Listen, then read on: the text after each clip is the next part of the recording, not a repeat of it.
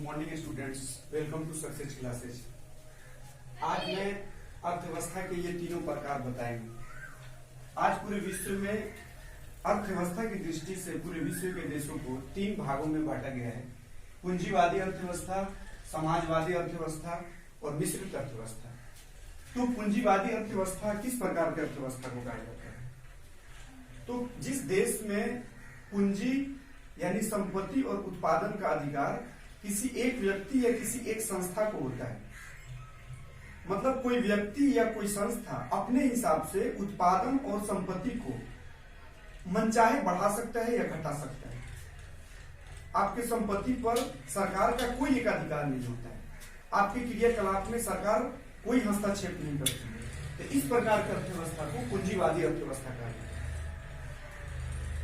तो पूंजीवादी अर्थव्यवस्था वैसा अर्थव्यवस्था जिसमें कोई व्यक्ति या कोई संस्था अपने हिसाब से धन अर्जित कर सकता है, अपने उत्पादन को बढ़ा सकता है, सरकार आपके काम में किसी प्रकार के हस्तक्षेप नहीं करेगी। इस प्रकार की अर्थव्यवस्था को पूंजीवादी अर्थव्यवस्था कहा जाता है। यूएसए या इंग्लैंड, यूके, जर्मनी, जापान, ये सारा देश पूंजीवादी अर्थव्यवस्था का उदाहरण है।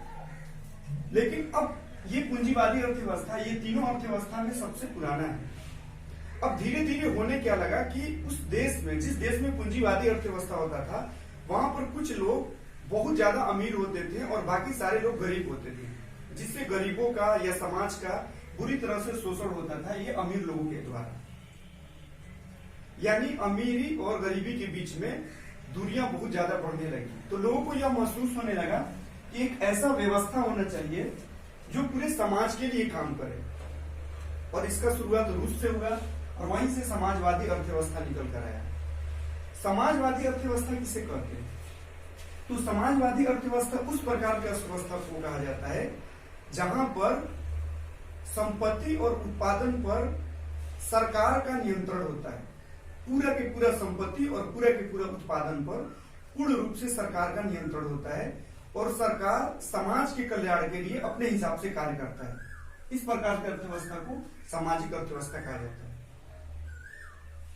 जैसे चीन समाजवादी अर्थव्यवस्था का उदाहरण है, क्यूबा समाजवादी अर्थव्यवस्था का उदाहरण है, रूस समाजवादी अर्थव्यवस्था का उदाहरण है। तो समाजवादी अर्थव्यवस्था में को इसलिए लाया गया ताकि समाज का कल्याण हो सके, और इसमें जो परिवहन होते हैं या अस्पताल होते हैं वो ज्यादातर सरकारी होते हैं और वो पूरे समाज के कल्याण के लिए कार्य करते हैं। इसमें संपत्ति और उत्पादन पर किसी एक व्यक्ति का एक अधिकार नहीं होता है, सारा के सारा संपत्ति पर सरकार का यानी समाज का एक अधिकार होता है और पूरे समाज के कल्याण के लिए यहाँ कार्य किया जाता है। अब मिश्रित अर्थव्यवस्था, मिश्रित अर्थव्यवस्था उस प्रकार की अर्थव्यवस्था को कहा जाता है जहां पर संपत्ति और उत्पादन, जो भी संपत्ति है, जो भी धन है या जो भी उत्पादन हो रहा है, उस पर किसी एक क्षेत्र में सरकार का भी अधिकार होता है, किसी एक क्षेत्र में निजी व्यक्ति का भी अधिकार होता है। इसका एक एग्जाम्पल हो जाएगा भारत, मिश्रित अर्थव्यवस्था वाला देश है। श्रीलंका मिश्रित अर्थव्यवस्था वाला देश है। मिश्रित अर्थव्यवस्था की शुरुआत फ्रांस से हुआ था। फ्रांस मिश्रित अर्थव्यवस्था वाला देश है। बांग्लादेश मिश्रित अर्थव्यवस्था वाला देश है। विश्व के ज्यादातर देश मिश्रित अर्थव्यवस्था वाला देश है। जब समाजवादी अर्थव्यवस्था में समस्या उत्पन्न होने लगी तो विश्व में एक तीसरा अर्थव्यवस्था आया जिसे मिश्रित अर्थव्यवस्था कहते हैं। मिश्रित अर्थव्यवस्था में क्या होता है कि धन के, संपत्ति और उत्पादन में किसी एक क्षेत्र पर सरकार का अधिकार होता है और किसी एक क्षेत्र पर किसी निजी व्यक्ति का एक अधिकार होता है। जैसे आप किसी प्रकार का कंपनी बनाना चाहते हैं, कपड़ा बनाने का कंपनी या कलम बनाने का कंपनी, या किसी और कंपनी को आप खड़ा करना चाहते हैं, कंपनी को लगाना चाहते हैं, तो आप लगा सकते हैं। मिश्रित अर्थव्यवस्था में भारत में लगा सकते हैं, आपको आजादी है। लेकिन कुछ ऐसा क्षेत्र है जिस पर सिर्फ सरकार का एक अधिकार है, जैसे कोयला उद्योग हो गया, उस पर सरकार का एक अधिकार है, या रेलवे से संबंधित जो कार्य होता है उस पर सरकार का एक अधिकार है। तो मिश्रित अर्थव्यवस्था में कुछ क्षेत्र में सरकार का एक अधिकार होता है और कुछ क्षेत्र में निजी व्यक्ति का एक अधिकार होता है। इसमें दोनों होते हैं। तो अर्थव्यवस्था के ये तीनों पार्ट कंप्लीट हुआ। पूंजीवादी अर्थव्यवस्था में किसी निजी व्यक्ति के हाथ में पूरा के पूरा धन और संपत्ति रहेगा।